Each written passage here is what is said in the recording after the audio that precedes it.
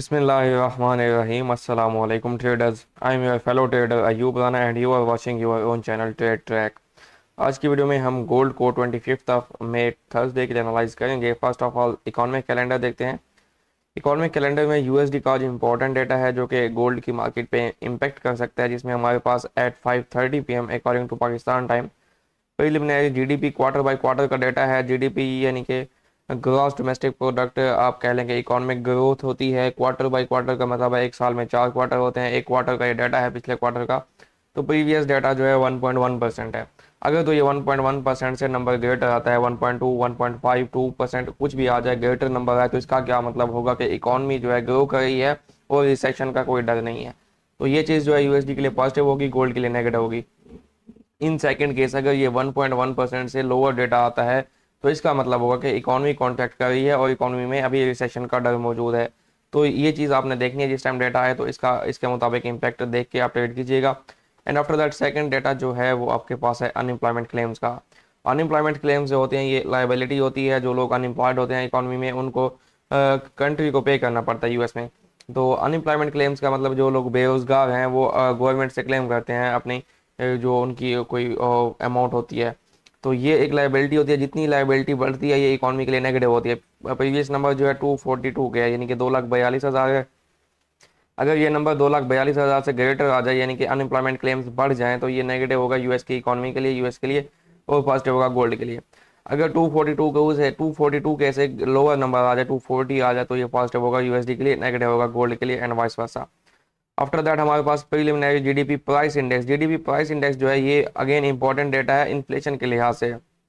ये प्राइस का इंडेक्स है जीडीपी का, यानी कि ग्रॉस डोमेस्टिक प्रोडक्ट में जितने प्रोडक्ट्स हैं उनकी प्राइस का इंडेक्स है। अब फॉर एग्जाम्पल जीडीपी इंक्रीज हो गया, क्या प्राइस भी इंक्रीज हुई है कि नहीं। अगर जीडीपी स्लो डाउन हो रही है, जीडीपी ग्रो हो रही है, उसको एक अलग इंपैक्ट है। बट जीडीपी प्राइस इंडेक्स जो है ये बताएगा क्या प्राइसेस भी ग्रो हो रही हैं या नहीं। अगर प्राइसेस ग्रो हो रही हैं इसका क्या मतलब है कि इन्फ्लेशन बढ़ रही है। इन्फ्लेशन इज सिंपल अल्फाज में कहें कि महंगाई बढ़ रही है। जब महंगाई बढ़ती है तो फेड पे प्रेशर होता है रेट हाइक्स का, महंगाई को काउंटर करने के लिए, इन्फ्लेशन को काउंटर करने के लिए, क्योंकि उनका इन्फ्लेशन का जो गोल है वो 2% है। तो अगर तो ये 4% प्रीवियस नंबर है 4%, अगर ये 4% से ग्रेटर नंबर आएगा इसका क्या मतलब है कि इन्फ्लेशन बढ़ रही है और इस इन्फ्लेशन की वजह से रेट हाइक्स की रूमर्स जो है वो बढ़ सकते हैं। तो ये नेगेटिव चीज़ होगी, गोल्ड के लिए पॉजिटिव होगा, यूएसडी के लिए। तो डेटा को मैंने आपको अच्छे से समझा दिया। जब डेटा आया तो इसको देखकर इसीलिए इसका इम्पैक्ट देख के फिर मार्केट में उस तरह से ट्रेड गए। एंड आफ्टर दैट हमारे पास पेंडिंग होम सेल्स का डेटा है 7 PM। And after that natural gas storage जो कि लो इम्पैक्ट डेटा है। तो प्री डेटा एनालिसिस कर लेते हैं। डेटा के बाद आपको पता है कि मार्केट डेटा के हिसाब से ही मूव करेगी।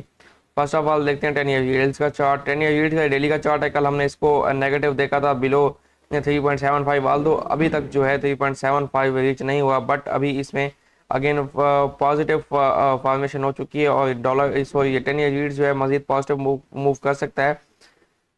3.72 के जैसे यहाँ पे रिट्रेस कट गई, ये आपको 3.885 के तक आ सकता है, क्योंकि ये जो है इसका डेली का फेयर वैल्यू गैप है। इसके ये हाई जो है 3.9 है, 3.8589 3.9 तक आप इसको एक्सपेक्ट कर सकते हैं, फिर इसमें कोई रिट्रेसमेंट देखने को मिलेगी। नेक्स्ट चलते हैं इसके 4 घंटे के चार्ट में।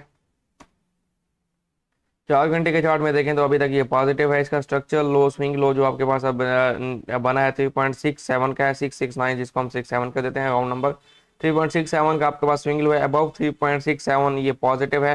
रिट्रेसमेंट थोड़ी बहुत लेके आपको ये ऊपर 3.8 और 85 की तरफ मूव करता हुआ दिखाई दे सकता है।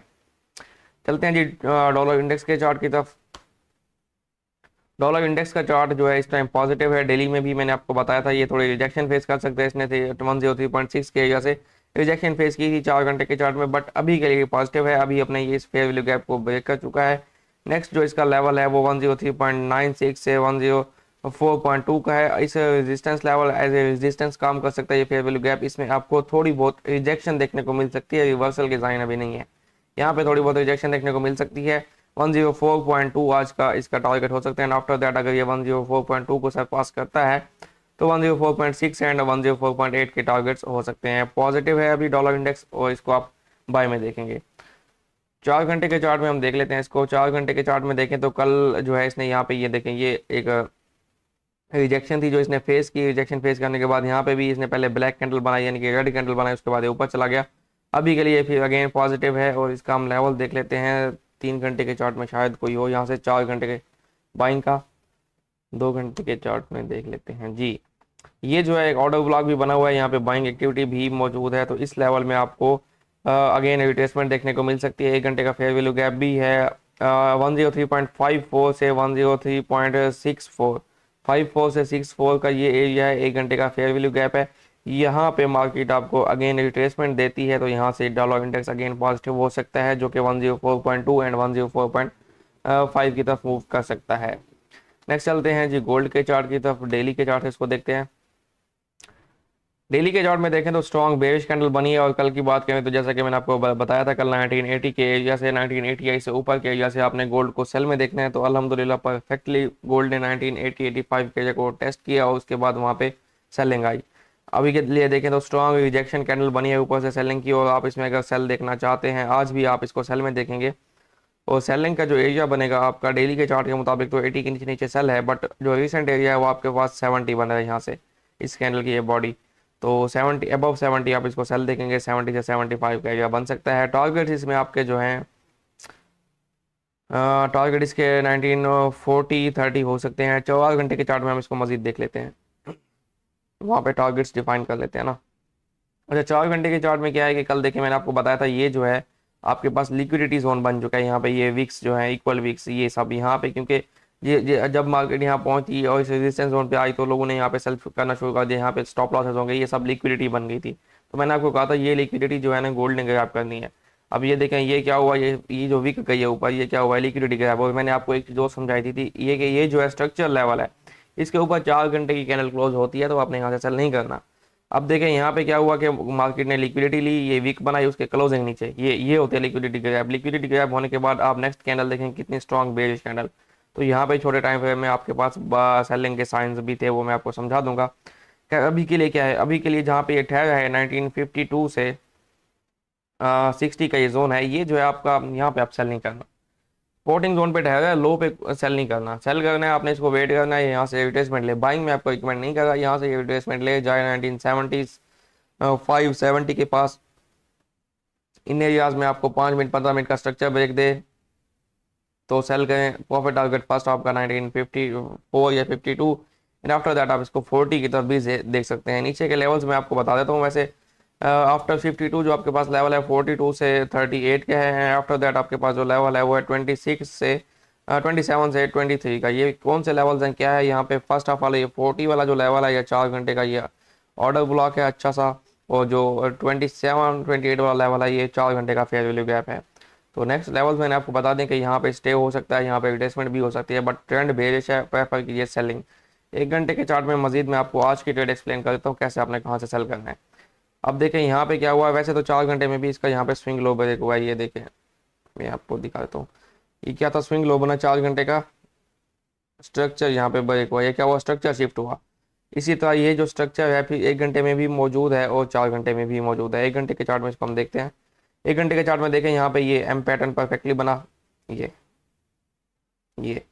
अब ये इसको टेस्ट करने 1970 72 या 75 तक जा सकता है। यहाँ पे आपके पास फेयर वैल्यू गैप भी, एग्जैक्ट वैल्यू मैं आपको फेयर वैल्यू गैप की बता देता हूँ। 72 से आप देखें तो ये है 78 तक।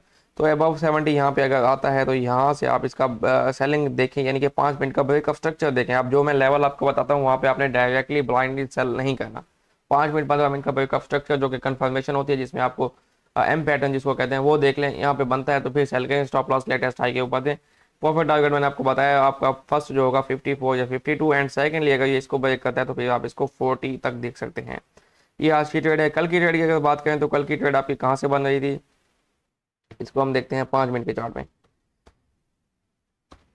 कल की ट्रेड बन रही थी आपकी, ये देखें जी। अब जब लिक्विडिटी गैप हो गई, ये सारा लिक्विडिटी एरिया था, ये देखें ये लिक्विडिटी क्लीन की गोल्ड ने, ये लिक्विडिटी क्लीन की, ये लिक्विडिटी क्लीन की। अब लिक्विडिटी क्लीन होने के बाद आप क्या कर वेट करते हैं कि मार्केट नीचे आए, ब्रेकअप स्ट्रक्चर दे। लिक्विडिटी क्लीन हुई, आप देखें विक्स बनी, ये विक्स हैं। रिजेक्शंस आई, रिजेक्शंस आने के बाद मैंने आपको क्या समझाया, 5 मिनट का स्ट्रक्चर ब्रेक। 5 मिनट का स्ट्रक्चर ब्रेक क्या होता है वो भी मैं आपको समझा देता हूँ। यहाँ पे देखें ना, ये 5 मिनट के स्ट्रक्चर जा रहे थे, ये 5 मिनट के स्विंग लो, ये स्विंग लो, ये स्विंग लो, ये स्विंग लो, ये स्विंग लो, ये स्विंग लो, ये स्विंग लो। गोल्ड ने क्या किया यहाँ पे आके, ये देखें ये पहले तो इसने ये हाई बना तो हो जाता ना, ये हाई हायर हाई, उसके बाद इस हायर हाई के बाद कोई हायर हाई नहीं बना, लोअर हाई बनाया, लोअर हाई बनने के बाद एक स्विंग लो ब्रेक हुआ, यानी कि स्ट्रक्चर सेल में शिफ्ट हो गया यहाँ पे। जब यहाँ पे स्ट्रक्चर सेल में शिफ्ट हुआ तो आपने यहाँ पे फेयर वैल्यू गैप देखा, एक छोटा सा आप देखें फेयर वैल्यू गैप था 5 मिनट का, इसी को मार्केट ने टेस्ट किया, यहाँ से आपकी सेल एक्टिव, ये आपका स्टॉप लॉस या ये स्टॉप लॉस, ठीक है, और ये देखें आप सारा प्रॉफिट टारगेट। तो इस तरह से आपने अपने ट्रेड्स को फ्रेम करना है और इस तरह से मार्केट में कन्फर्मेशन देख के आपने वेट करना है अपने एरिया का। मैंने आपको बताया था 80s के पास लिक्विडिटी गैप होने के बाद आपको ये कन्फर्मेशन मिली, उसके बाद आपकी सेल बनी। इस तरह से अपनी ट्रेड्स को फ्रेम करें। After all, thank you for watching and good luck for your trades. अल्लाह हाफिज़।